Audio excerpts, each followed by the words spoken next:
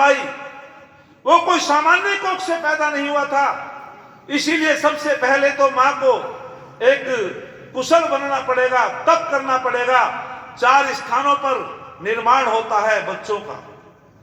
सबसे पहले मां के गर्भ में, फिर मां की गोद में, क्रीड़ा स्थल, आचार्य कुल। जब ये चारों स्थान अनुकूल होते हैं तब कोई महाराणा प्रताप बनता है। जब ये चारों स्थान पवित्र होते हैं, माता जो है कुशल होती है, वातावरण ठीक होता है और अच्छे गुरुकुल में शिक्षा पाता है, तो तब कहीं शिवा पैदा होता है, शिवाजी पैदा होता है। तो कहते हैं एक बालक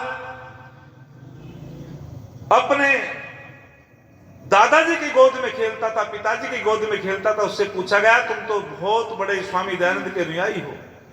तो तब उन्होंने कहा था कि मैं स्वामी दयानंद का अनुयायी इसलिए बना कि मेरे पिताजी कम से कम कई बार स्वामी दयानंद का जीवन परिचय मेरे कान में बोलते थे।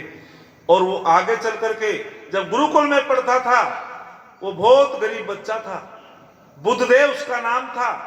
लेकिन एक और पुरोहित की पत्नी आई जिसने देश के लिए कुर्बानी की थी। और जब वहां उपनयन संस्कार हो रहा था, उपनयन संस्कार में सबके अभिभावक दक्षिणा लेकर के जाते हैं गुरुकुल में, लेकिन उसके पास कुछ नहीं था। वो गरीब बच्चा है, उसके माता पिता बहुत गरीब है, उसके माता पिता वहां गुरुकुल में भी नहीं गए। स्वामी श्रद्धानंद के गुरुकुल में वो बच्चा पढ़ रहा है, गुरुकुल कांगड़ी में। और जब वो बच्चा जो है उदास निराश है, एक देवी ने अपने आभूषण उसको दे दिए और कहा बेटे मैं तेरी माता हूं, अपने गुरुजी को दक्षिणा के रूप में दे दो। और जब वो बेटा अपने गुरुजी के पास लेकर के उन आभूषणों को ले गया, आभूषण को देखा स्वामी श्रद्धानंद ने, बोले रे कहां से लाया, किसने दिए हैं? कि ये माताजी हैं। और इन माताजी ने कहा बेटे मैं तेरी मां हूं, तेरे पिताजी तेरे माताजी तेरे पास नहीं आए दक्षिणा देने के लिए, और मेरे पास आभूषण है बेटा, ये तेरे हैं। स्वामी श्रद्धानंद ने उसको देखा और परिचय लिया। तो उसने खड़े होकर के कहा मेरा नाम लक्ष्मी देवी है।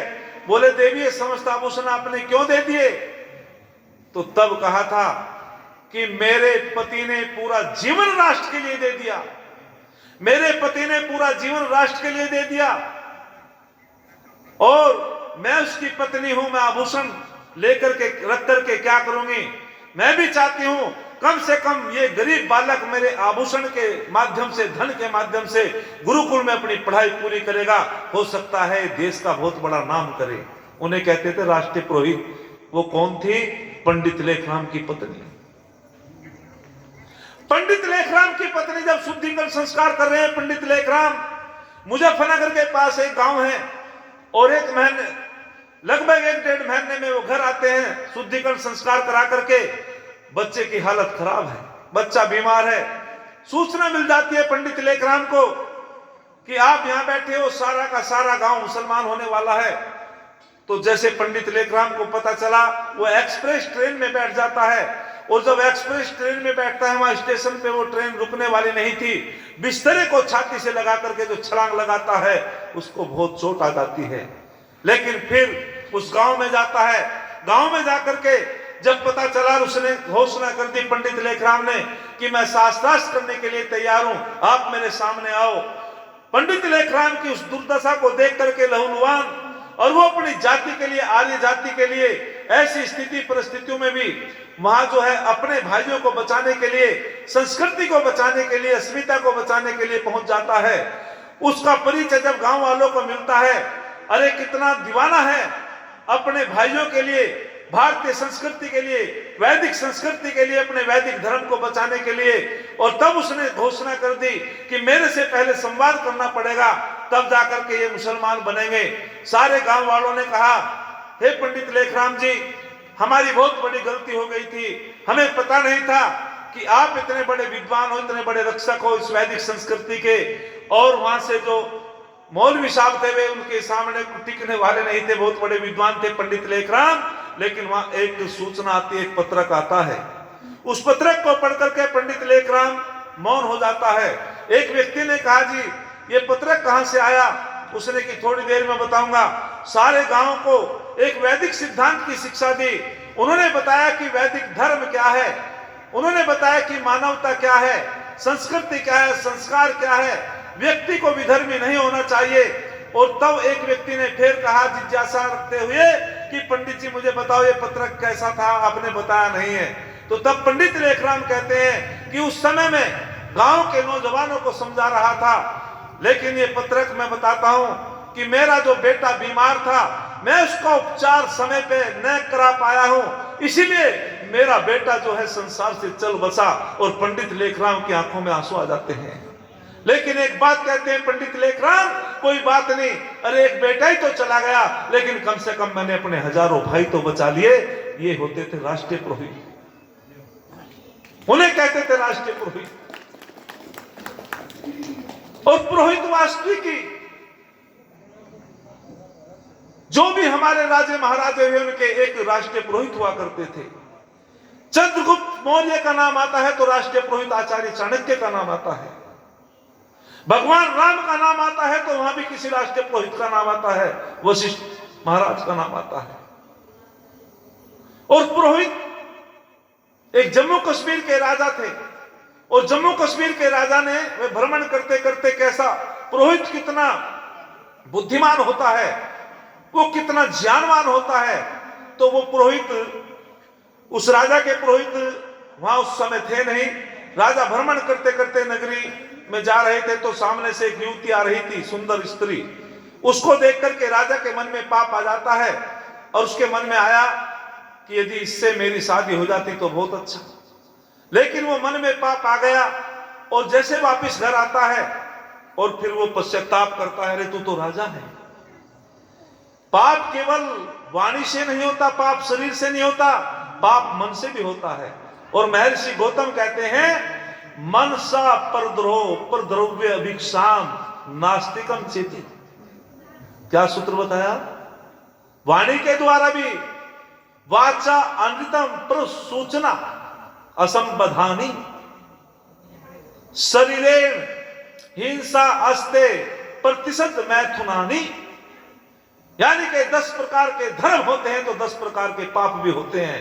मैं मन के द्वारा की बात कर रहा हूं, ज्यादा समय न लेते हुए, क्योंकि विस्तार में न जाते हुए अपने जो भी समय दिया गया था उसी के अनुकूल मैं बात करना चाहता हूं। मनसा द्रोह परद्रोह, अर्थात मन में 3 प्रकार के दोष आते हैं।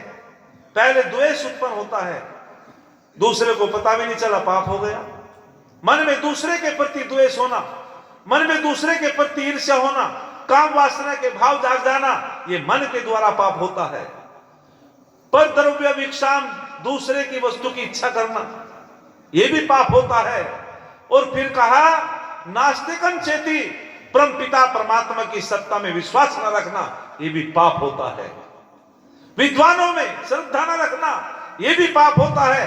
अपने आप को बहुत बड़ा महान मानना, ईश्वर से भी बड़ा मानना, ये भी नास्तिकता का लक्षण होता है।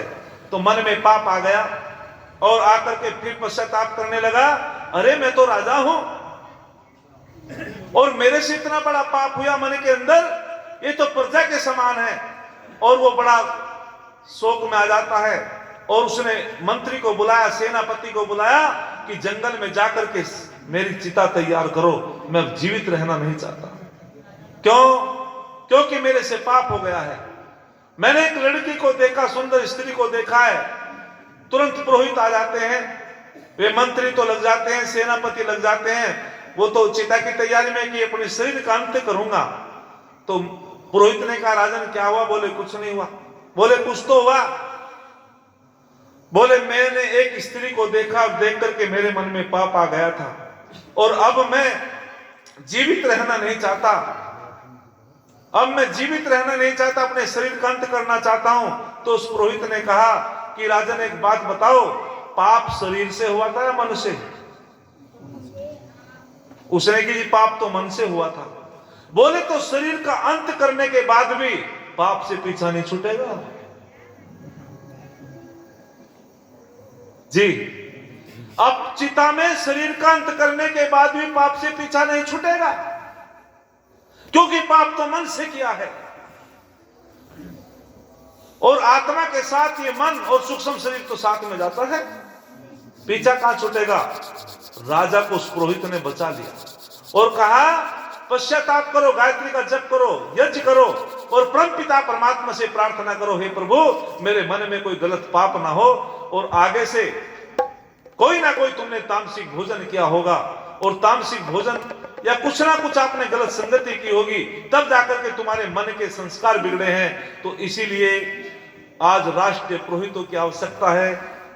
जो भी समय दिया गया था उसी के अंतर्गत मैंने अपनी थोड़ी सी बात रखी और हमें कैसे पुरोहितों का सम्मान करना है।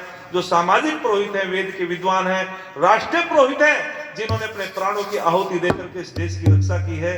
तो मैं एक पंक्ति बोल करके अपनी वाणी को विराम देता हूं। आप लोगों का धन्यवाद।